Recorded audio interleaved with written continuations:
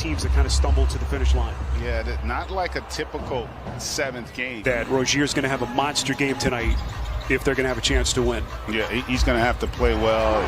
Malcolm Brogdon doesn't look like he's moving great, but able to step into that triple and knock it down. Look like he's moving great, but able to step into that triple and knock it down. Now, Brogdon, as we mentioned, dealing with that hamstring injury, and that's the answer that Charlotte was hoping for as we are tied quickly. They are now battling in the playoffs, so obviously there's some disappointment with that. McDermott able to slither his way in, then back to Brogdon. McDermott is there, cleans up the mess. Finally putting it all together as Miles Bridges misses underneath. Here's Dougie McBuckets, top of the circle. Quickly they go to their bench, how short their leash is going to be with these starting units. Washington, it's a hard flush, able to get himself into the paint. In-year kid out of Kentucky, 14th in the league in blocks. And he has made some big offensive contributions down the stretch. That is McDermott from downtown. Offensively for the Hornets. Yeah, that game was late January as LaMelo Ball misses on the 3. Offensive rebound, Washington. This is Bridges, extends, puts it down, and he's fouled. In a half of the season, but they lost their last 5 games. Really stumbled to that finish line as McDermott knocks in another 3. And that's really the key. That tells you the execution's there. And early on, Charlotte just seems like they're about a step slow, not playing with great intensity, and maybe that bucket by Zeller to end that 17-4 Indiana run. Greg, you had to wonder, and Indiana had to wonder, as McDermott lines up again, corner 3, gets it again. At least early in this game. Rozier off balance, patented little step back, and Sabonis clears. Here comes Brogdon, dropping a dime, beautifully done to Brissett. How big has McConnell been for this Indiana team, especially down the stretch? All the injuries that they've had. McDermott, drive and kick out to Brissett, splash! For the Pacers. Here comes Sabonis, puts it on the deck, lays it up and gets a friendly little bounce. Or you wanted some offensive fireworks early in this game, you got it. Pacers 7 of 10 from deep. And Charlotte just trying to weather the storm. How about Zeller's start? Winner of this one advances to take on the winner between Boston and Washington in that 7-8 matchup that comes your way later tonight right here on TNT. Beautiful cut as Sumner has his first basket of the night. I'm not sure McDermott has had a better quarter.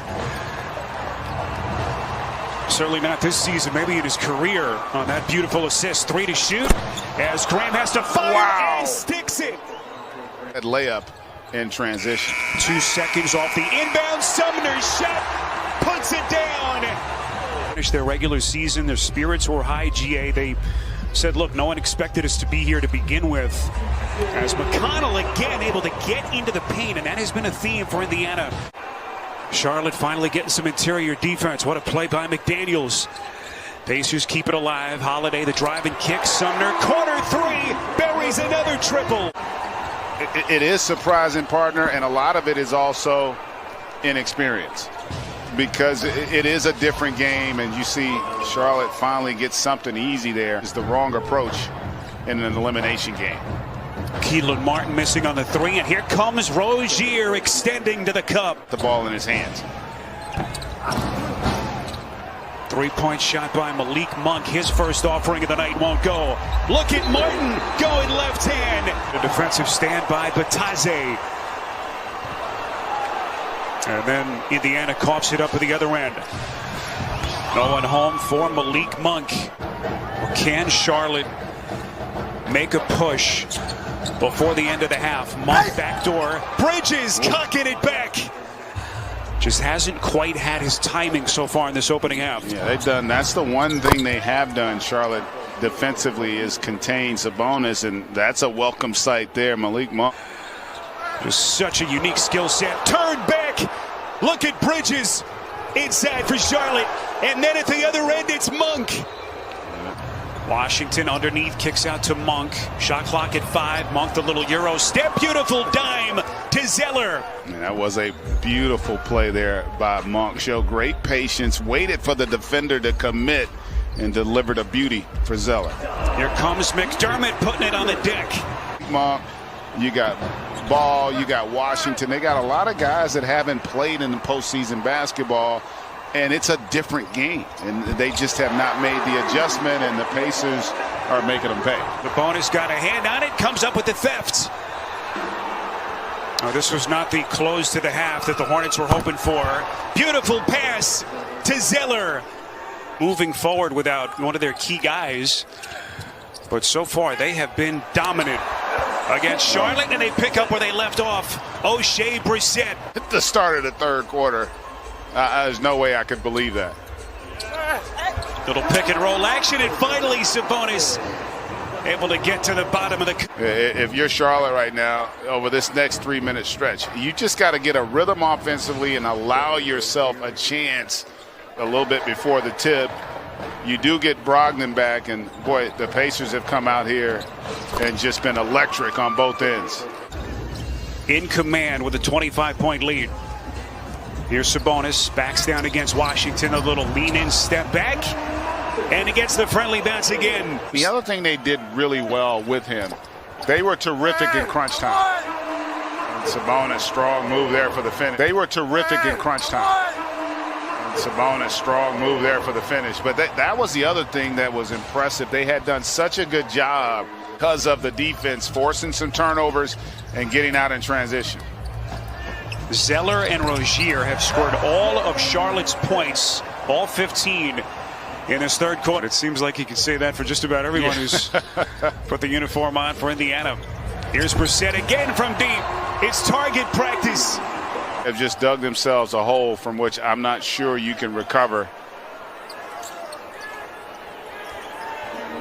A team that overachieved for so much this season. Sabonis for that 8th and final spot over the final couple of weeks of the season, but they lost their last 5 games and put them in this spot tonight. Seen stranger things happen, but they're going to have to string some stops together here this last 3 minutes. Sabonis starting to get comfortable in 12 minutes off the bench. Open look at a 3, and Indiana just cannot miss. They've done a great job of making Charlotte pay for the mistakes, the breakdowns defensively. Holiday again.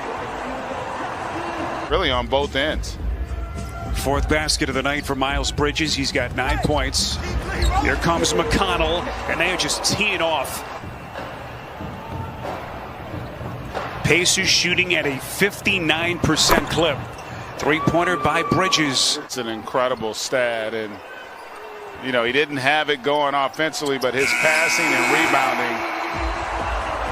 rebounding. Indy's still going to have to win another game to be able to advance to the postseason. So as great as they've been tonight, they're going to have to bring another great effort. Beautiful little pass by McConnell. All the issues that they've had as LaMelo Ball's 3-pointer bounces in.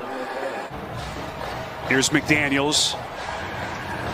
And look at that Indiana defense extending about 5 feet beyond the 3-point line.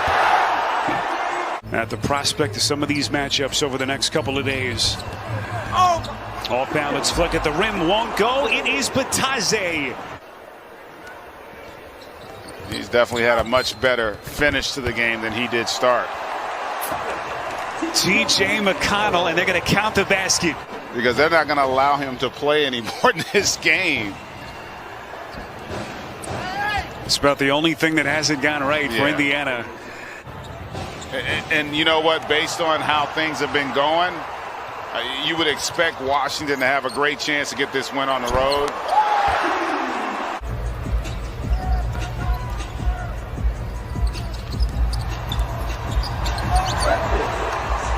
Cassius Stanley. Jump that comes your way next. All the questions that the Pacers had to answer over the last couple of weeks of the season as those losses started to